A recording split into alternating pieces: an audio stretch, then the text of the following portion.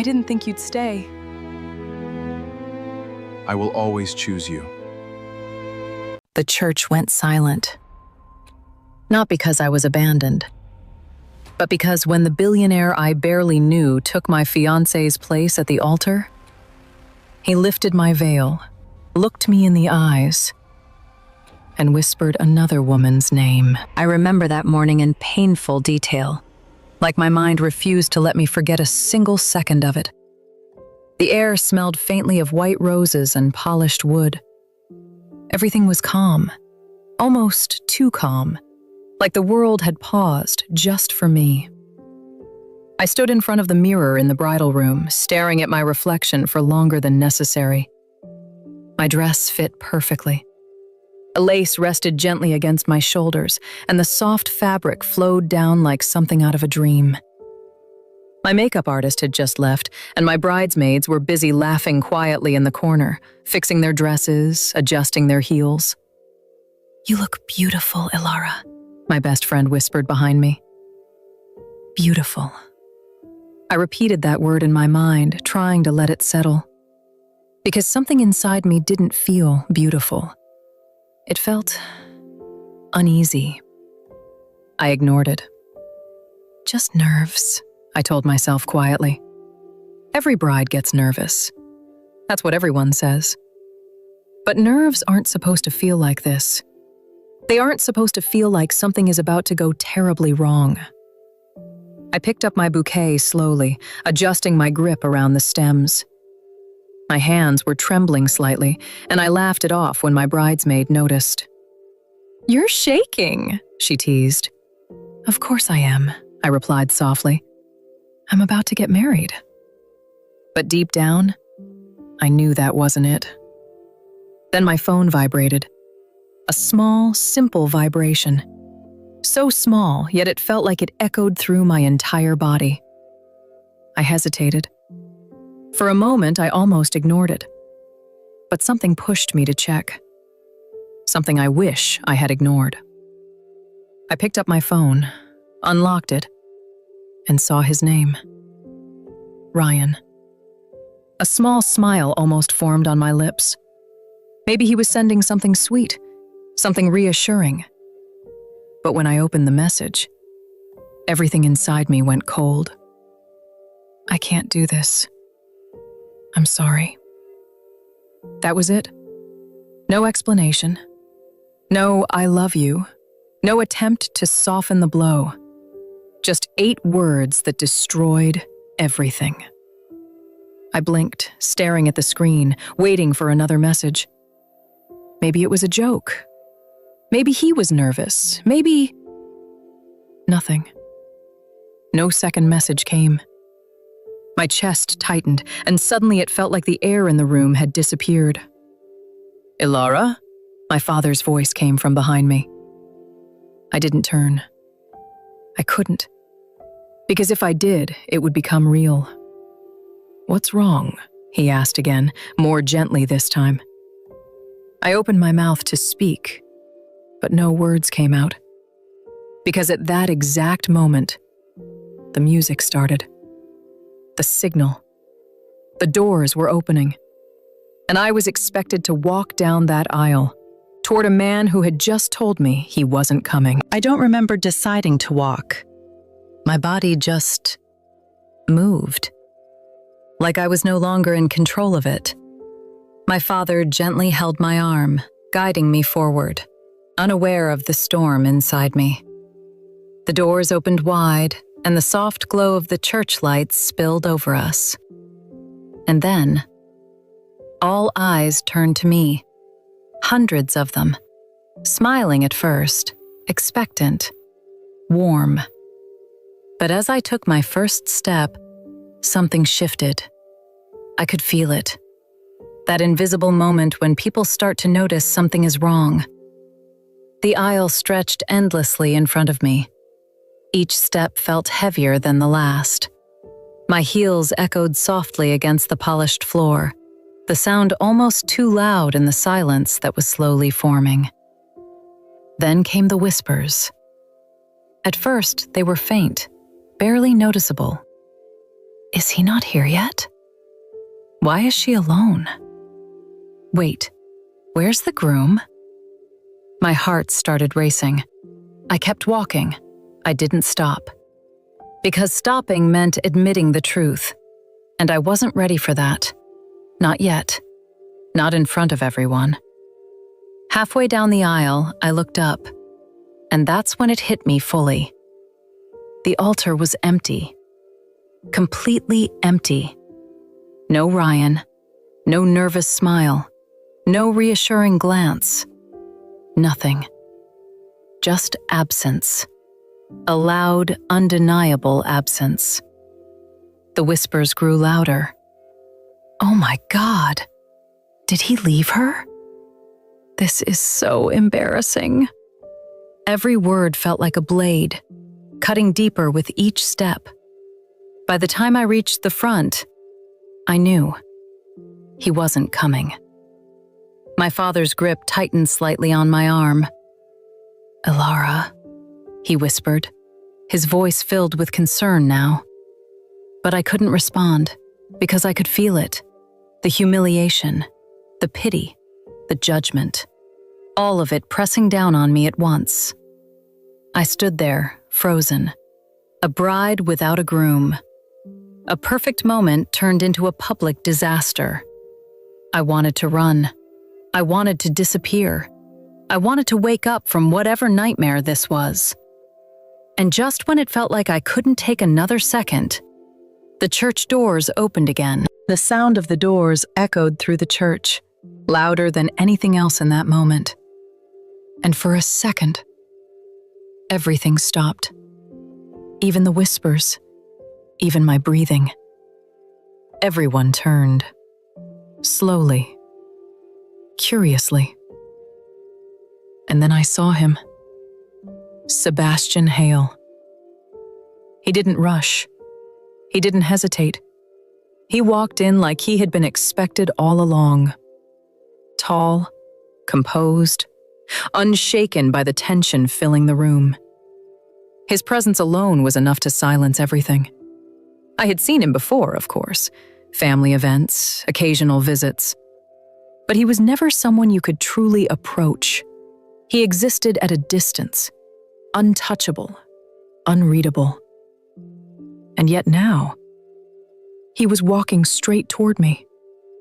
My heart started beating faster, not from fear, but from something I couldn't quite name.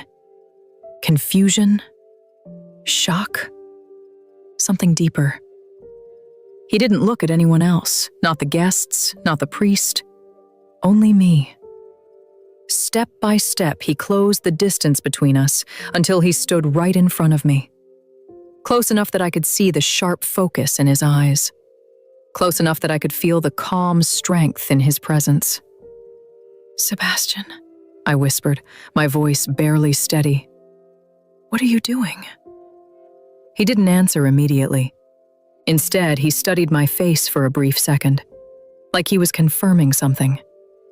Then finally, he spoke. "Ending this the right way." My breath caught. Before I could react, he turned slightly toward the priest. "Continue the ceremony." The reaction was instant. Gasps, murmurs, shock rippling through the crowd. "This isn't funny," I said quietly, my voice trembling now. "You can't just—" He leaned closer, just enough so only I could hear him. "You don't deserve this." The words hit differently. Not loud, not dramatic, but heavy. Real. My throat tightened. "Then what do you think this is?" I asked softly. His answer came without hesitation. "Marry me." And just like that, the world shifted for a moment. I couldn't hear anything. Not the whispers, not the music, not even my own heartbeat.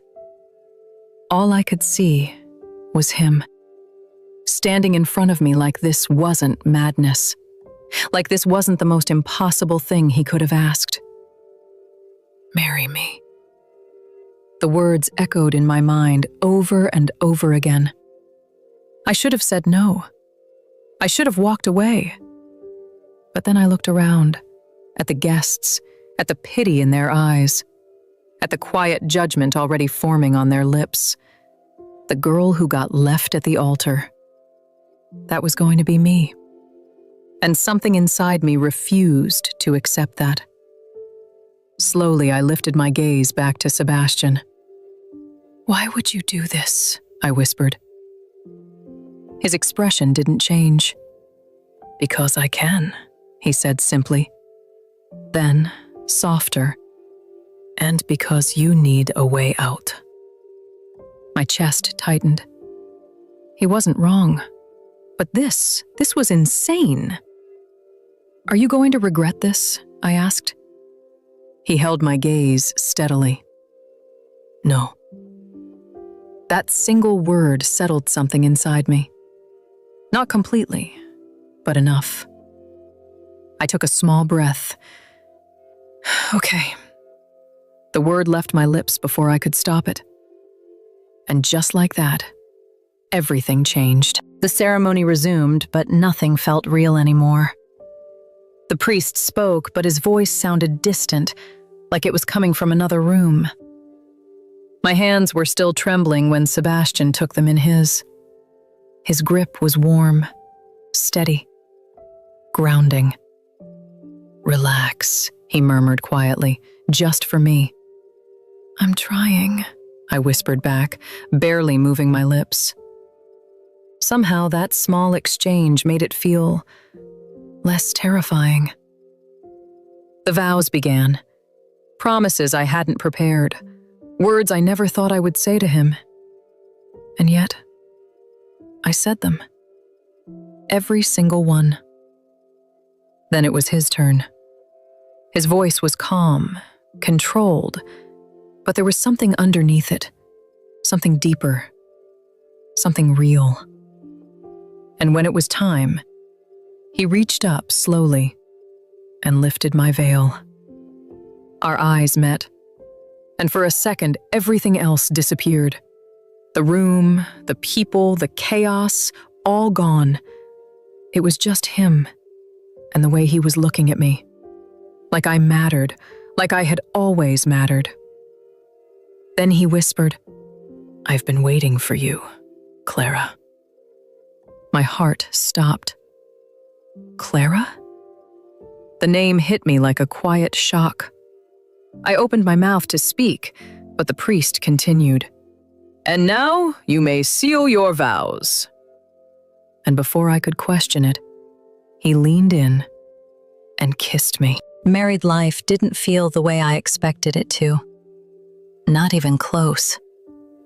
There was no awkwardness, no forced conversations, no tension in the way most people would imagine.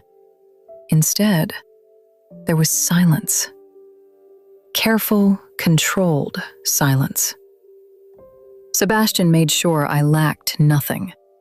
Everything I needed appeared before I even asked. Clothes, food, comfort. Even small things, like the way my coffee was always made exactly how I liked it. I never told him how. He just knew. But despite all that, he never touched me. Not once. Not casually. Not accidentally. At night, we shared the same room, the same bed.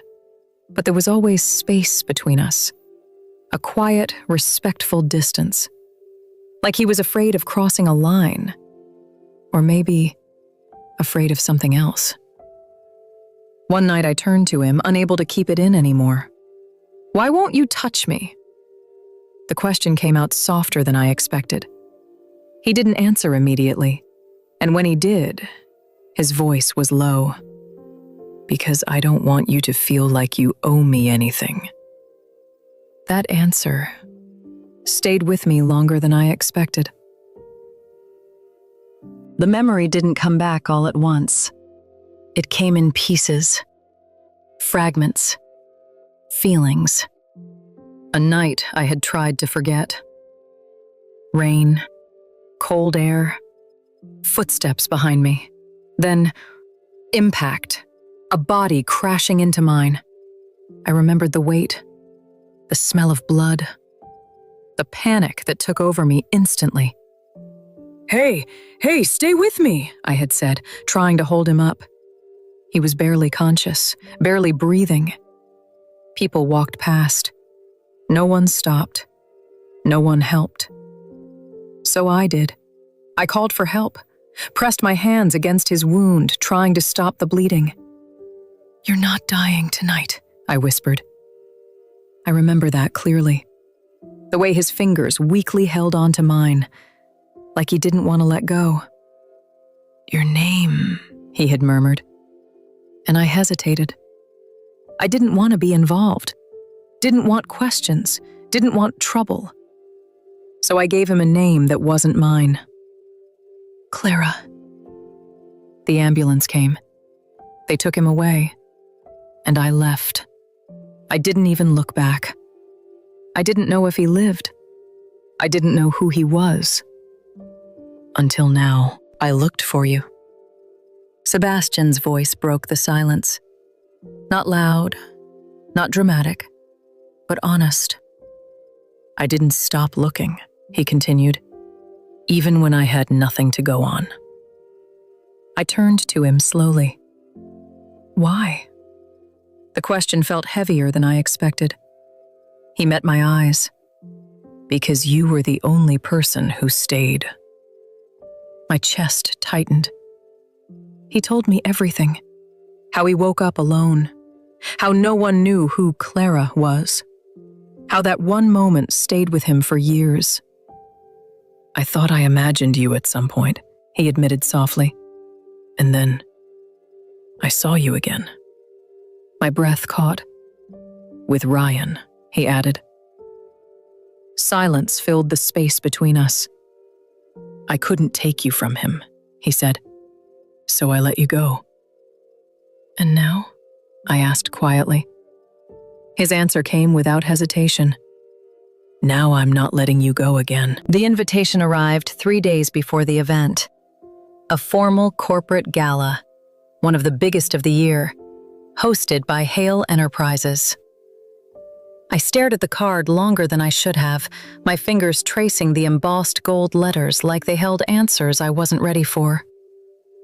You don't have to go, Sebastian said from across the room, his voice calm as always. I looked up at him. And hide? I asked quietly. His gaze softened slightly. They'll talk. They already are, I replied. That settled it. I was going. The night of the event felt different.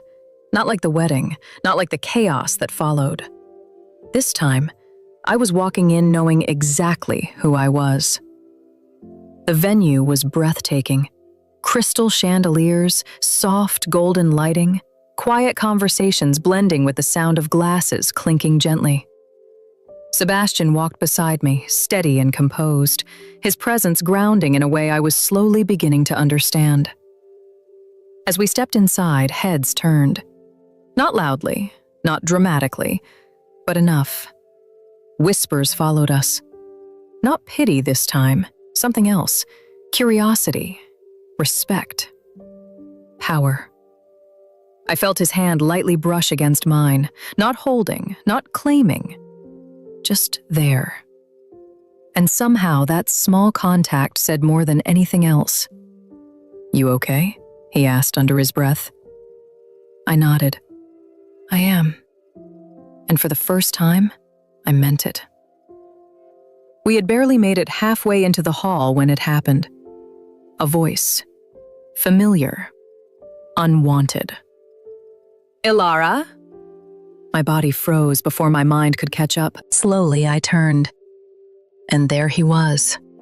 Ryan, standing just a few steps away, dressed perfectly, like nothing had ever happened, like he hadn't destroyed me in front of everyone. For a moment, neither of us spoke. His eyes searched my face, confusion turning quickly into disbelief. You, he started, then his gaze shifted to Sebastian. And everything changed. His expression hardened instantly. "You married him?" His voice rose slightly, sharp with anger. "You married my brother?"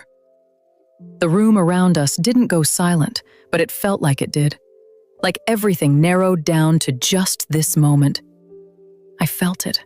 The old version of me, the one who would have panicked, the one who would have tried to explain. But she wasn't here anymore. I met his gaze calmly. "You don't get to question me," I said, my voice steady. He let out a short, bitter laugh. "Unbelievable. I leave for a little while and you… what? You replace me with him?" Before I could respond, Sebastian stepped forward. Not aggressively, not loudly, but with a quiet authority that shifted everything. "Careful," he said. Just one word, but it carried weight.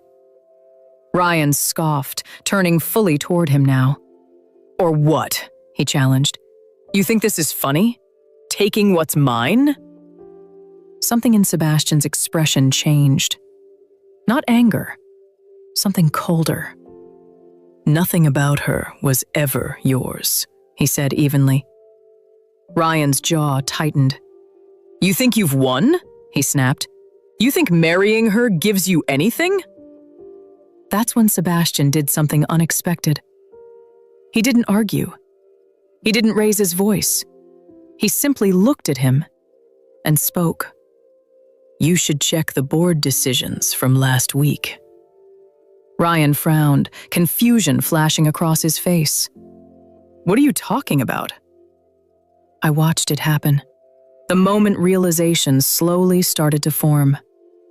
The company, the shares, the control he thought he still had. Gone, transferred, signed away, protected. And now, connected to me. His expression shifted completely. "What did you do?" he demanded, his voice no longer steady. This time, I stepped forward. "You walked away from everything," I said quietly. His eyes snapped to mine. "I didn't think you meant—" "You didn't think at all," I interrupted gently. Silence stretched between us.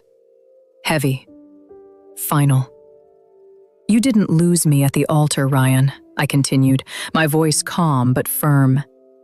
"You lost me the moment you decided I wasn't worth staying for." He didn't respond. Didn't argue. Because there was nothing left to say. I took a small step back, and without hesitation, I reached for Sebastian's hand. This time, he didn't hesitate either. His fingers closed around mine, steady and sure. And together, we turned away, leaving Ryan exactly where he chose to be, behind us. We didn't stop walking until the noise behind us disappeared. The night air felt cool against my skin as we stepped outside, quieter than everything we had just left behind. Sebastian opened the car door and I slid in slowly, adjusting my dress with steady hands. Not shaking, not breaking, just calm. He got in beside me and the door closed softly. For a moment, we said nothing. The car moved. City lights passed by in silence. I stared ahead, then finally spoke. I thought seeing him again would hurt. Sebastian turned slightly. But it didn't, he said. I shook my head. No. A small pause, then softer. I think I stopped loving him the moment he left. Silence settled again. But this time it felt light. His hand brushed mine. Gentle. Intentional. I looked at him. Say my name, I whispered. Ilara, he said. No hesitation, no mistake, just me. I leaned closer. He met me halfway. The kiss was soft, simple, real. And in that moment, I knew I wasn't the girl who got left behind. I was the one who moved on. If you enjoyed this story, don't forget to like, subscribe, and share. And tell me in the comments, would you have forgiven him or walked away?